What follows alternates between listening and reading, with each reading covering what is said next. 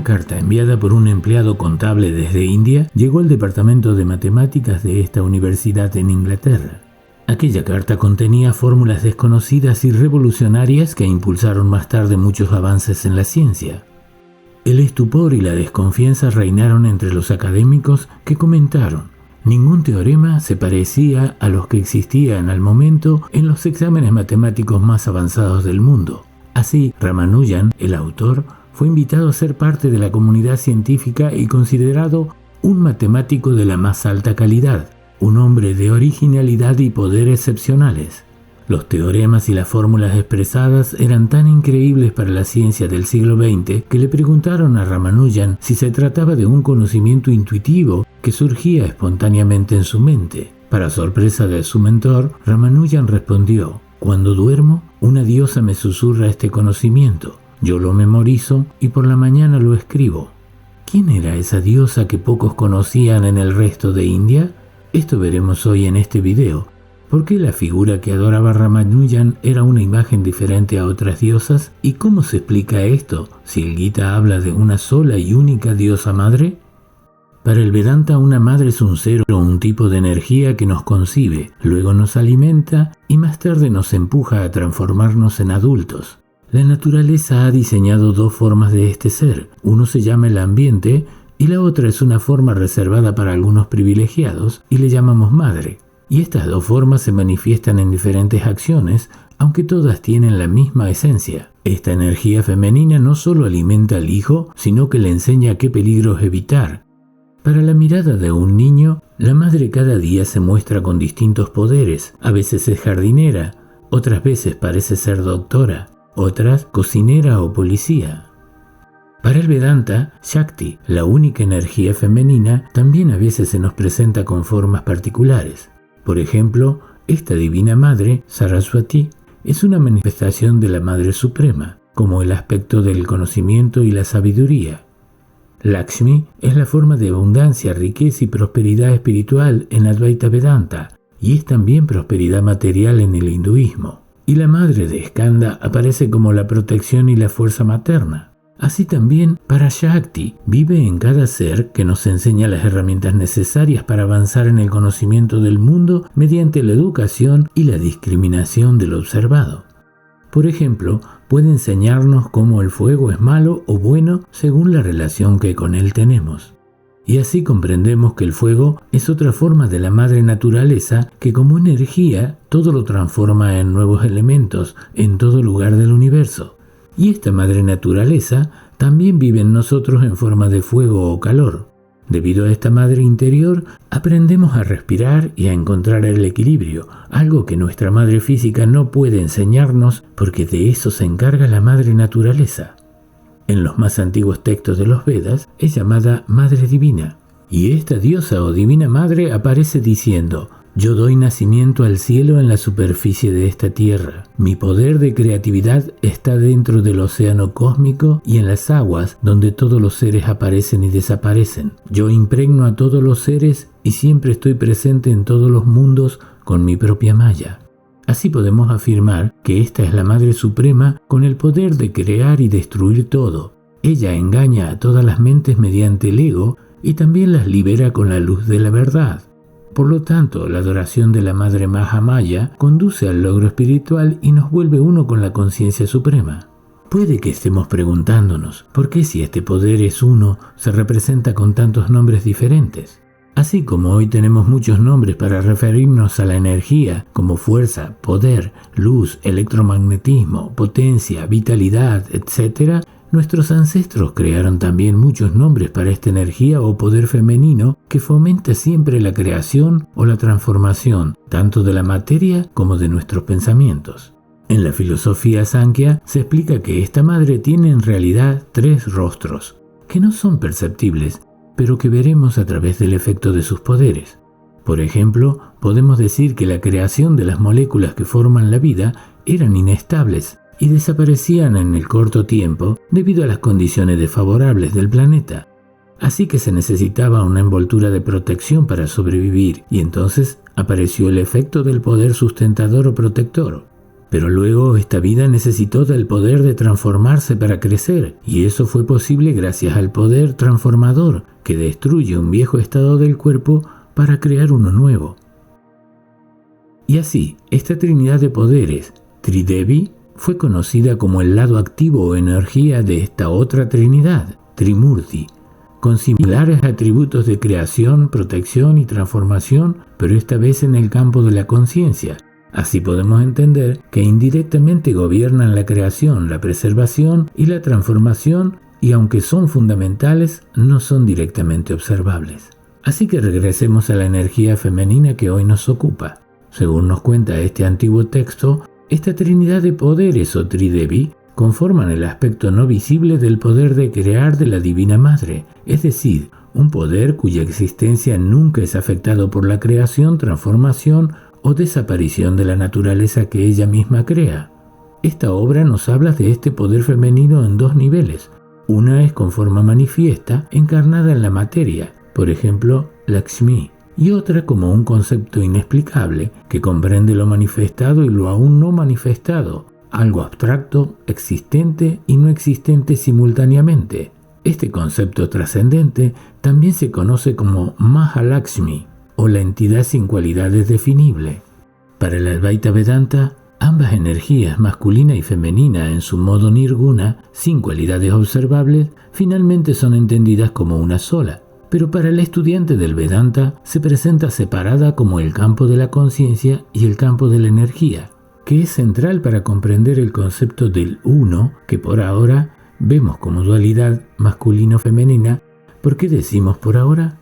Porque así como nosotros consideramos que esta casa tiene un espacio interior y un espacio exterior, si un día mudamos la casa, entonces entendemos que lo que llamábamos espacio interior se mantiene sin cambios, no se ha movido con la casa, es inafectado, y lo que ahora voy a llamar espacio interior de la casa es el mismo espacio que antes llamaba espacio exterior. Y ahora podemos entender cómo esta energía femenina también aparece de dos maneras, como una entidad abstracta o como una energía de un aspecto en particular, pero continúa siendo la misma energía.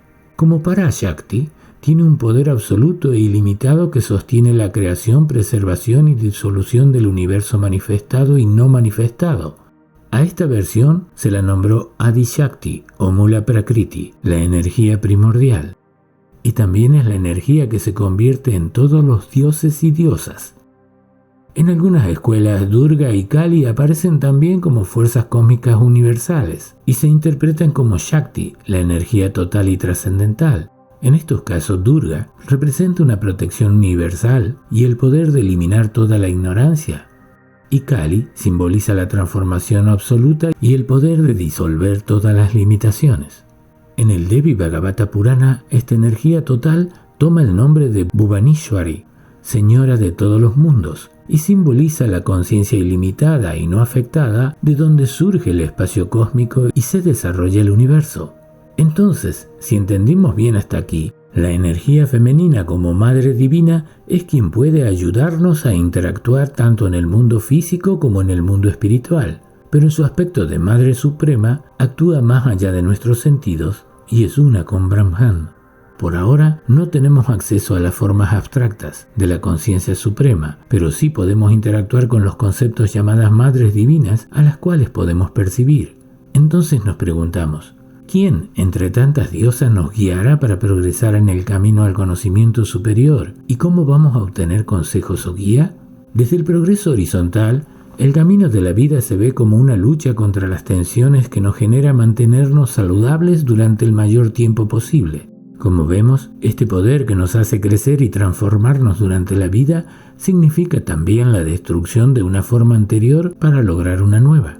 Entonces esta diosa madre tiene dos caras, una que nos alienta y ayuda a progresar y otra que destruye las obstrucciones que nos impiden cambiar. Sin embargo, el Vedanta también propone un camino elevado que significa un esfuerzo mental y espiritual diferente al que se utiliza en el llano. Para ascender en este conocimiento hay que superar completamente algunas rocas y hondonadas llamadas gunas. Son fuerzas que crean las condiciones para el progreso de los seres vivos y de la misma manera tenemos que entender que el camino del conocimiento también depende de estas fuerzas que afectan el funcionamiento de nuestra mente y, en consecuencia, también en nuestras decisiones. Si bien el Vedanta enfatiza las prácticas introspectivas y orientadas al conocimiento, también considera la devoción a la Divina Madre como una herramienta espiritual valiosa que ayuda a los practicantes a desarrollar cualidades como la virtud, la purificación y el desapego de los deseos mundanos. Navaratri es una herramienta espiritual originada en otras escuelas Vedanta que, aunque parece ser una práctica devocional, en el Vedanta puede interpretarse como un proceso de autotransformación. Navaratri consiste en 9 noches dedicadas a las diferentes formas de la diosa. Cada nombre de la Madre Divina simboliza un aspecto específico para lograr la liberación de las limitaciones mentales y espirituales. En la primera etapa del sadhana, el practicante busca eliminar las tendencias a la actividad desequilibrada y al abandono, intentando establecer así un estado de pureza y equilibrio. Las 3 primeras noches de Navaratri representan la fortaleza necesaria para la eliminación de estos pensamientos negativos.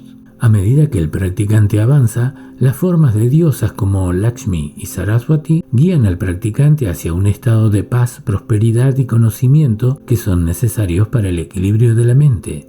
Finalmente, durante la culminación de las 9 noches, Navaratri representa el reconocimiento de la unidad entre el individuo y la esencia última que subyace tanto en el practicante como en el universal Brahman. La devoción hacia la Madre Suprema, Mahadevi, en esta última fase simboliza la disolución de la dualidad y la fusión con lo divino. Veamos brevemente qué sucede en cada noche de Navaratri. Para comenzar, el devoto invoca a la diosa que domina nuestra mente animal, obligándose a fijar la atención en los pensamientos más elevados. Este concepto surge de la historia de Sati, quien quemó todas sus tendencias mentales de una sola vez y regresó después como Parvati y esposa de Shiva. En la segunda noche se pide ayuda a la que camina junto al conocimiento, quien nos otorga el poder para practicar la autodisciplina y con su luz convierte en cenizas el pensamiento mundano. En la tercera noche se recurre a esta forma de Shakti para que nos otorgue fuerza espiritual y su energía divina. Ella es quien, haciendo sonar su campana, disipa las sombras de los pensamientos oscuros y devuelve luz a nuestras vidas. En la cuarta noche, llamamos al poder del conocimiento para distinguir la luz verdadera del falso brillo de los objetos dorados. Este sol interior es quien actúa en la historia donde Ravana, nuestra mente oscura, secuestró nuestra conciencia, Sita, en la ciudad de oro, y Hanuman, el devoto perfecto, destruye por completo la ciudad del falso brillo mediante el fuego beneficioso. En la quinta noche, invocamos a la Madre del guerrero interior que reside en nosotros y que aún no hemos utilizado. Este poder está representado en el niño con 6 cabezas llamadas firmeza, desapego, conocimiento, disciplina, perseverancia y amor. Mediante estos valores logramos observar todos los rincones del universo con una nueva mirada. En la sexta noche pondremos en acción la determinación y la energía pura que un aspirante espiritual necesita para superar los obstáculos internos de la mente del toro, la pereza, la obstinación y la ignorancia. Superar estas 6 noches de obstáculo supone alcanzar esta llanura llamada ecuanimidad, sattva, y alcanzar este estado es llamado purificación de la mente o liberación de las barreras que obstaculizan nuestros puntos de vista. Luego puedo decir que me he liberado de mis tendencias, pero si al decirlo siento orgullo, entonces mi pensamiento deja de tener claridad y el efecto de este error me devuelve nuevamente al abismo. Hasta aquí simbólicamente hemos elegido un poder diferente cada noche. Finalmente, al purificar la mente y alcanzar un estado de pureza y equilibrio, el devoto reposa en el estado de conocimiento y paz interior. Pero aún no hemos terminado. En la séptima noche seguramente deberemos enfrentarnos al miedo supremo de todo ser humano, el correr del tiempo. La diosa madre cabalga sobre el pensamiento más oscuro de nuestra mente y nos enseña a superar el temor sobre la brevedad de la permanencia en el mundo y a aceptar la naturaleza eterna del ser. Esta etapa simboliza el estado previo a la iluminación espiritual. La octava noche nos acompaña un gran resplandor y así descubrimos que las dudas que aún conserva esta mente vacilante son causadas por pequeños lazos y ataduras que no habíamos visto antes. Mediante el poder de su luz podemos eliminar las sombras restantes de nuestro ego, el orgullo y el individualismo, y así meditar sin obstáculos hacia la meta final. La última noche, la diosa madre acude en nuestra ayuda y nos abraza mostrando que ella es la energía fuente de todo lo existente debido a sus 8 poderes, que son la capacidad de encogerse de tamaño, la capacidad de expandir el propio cuerpo, el poder de volverse infinitamente pesado, la capacidad de volverse infinitamente ligero, el poder de llegar a cualquier lugar y obtener cualquier cosa, la capacidad de lograr cualquier resultado deseado, el poder de controlar las fuerzas naturales y la capacidad de controlar o actuar en todos los seres. Finalmente, el liberado de todo deseo o miedos parece estar en soledad, pero en realidad está siempre en contacto con el Dios impersonal, el espacio, a través del conocimiento de la totalidad, la conciencia. Así vemos que la Divina Madre se nos aparece de 2 modos diferentes, dirigiendo las transformaciones de la vida en el mundo y también en el campo de lo inmaterial. Un conocimiento que en Occidente llamamos espiritualidad, lo intuitivo o la creatividad, y que en los Vedas es llamado conciencia superior. Y aquí es donde la Advaita incorpora un nuevo conocimiento llamado Tripura Sundari, una deidad central en las tradiciones Shakta, cuyo nombre significa la belleza de los 3 mundos, y abarca y unifica todos los planos de existencia, físico, mental y espiritual. Esta Divina Madre, Tripura Sundari, es también considerada la Shakti Suprema, que representa la unión de la conciencia Shiva y la energía Shakti. Los textos confirman que esta diosa madre no solo se manifiesta en la naturaleza, sino que también está presente en otros asuntos, ya que habla de esta manera: yo soy este conocimiento absoluto del Brahman Supremo, que es reverenciado tanto por los hombres como por los dioses. Si alguien me es grato debido a su devoción hacia mí, lo convierto en el más grande, el más inteligente y sabio, en un alma autorrealizada. Existo más allá del espacio y el tiempo. Al mostrarse como una diosa universal, Mahadevi encarna la meta espiritual de la unión con el principio supremo, que en el Vedanta no dual, el Advaita, se identifica como Shiva o Brahman. En el tercer canto de este texto, Devi se dirigió a la Trimurti revelando su esencia. Lo que yo soy, ese es Purusha. El que es Purusha, ese soy yo.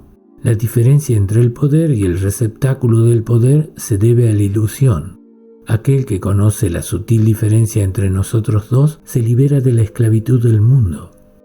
Un ejemplo claro de cómo se concibe la unión entre el Brahman absoluto y Shakti en la filosofía hindú es el símbolo de Ardhanarishvara, la imagen de Shiva y Parvati como una sola entidad, mitad hombre y mitad mujer. Este símbolo muestra cómo la energía femenina y el Ser Supremo son en última instancia inseparables. Ardhanarishvara representa tanto la unidad de todos los opuestos como la inseparabilidad de lo trascendental y lo inmanente. Shiva, como conciencia pura, permanece inmutable, mientras que Shakti representa la dinámica o el movimiento del universo.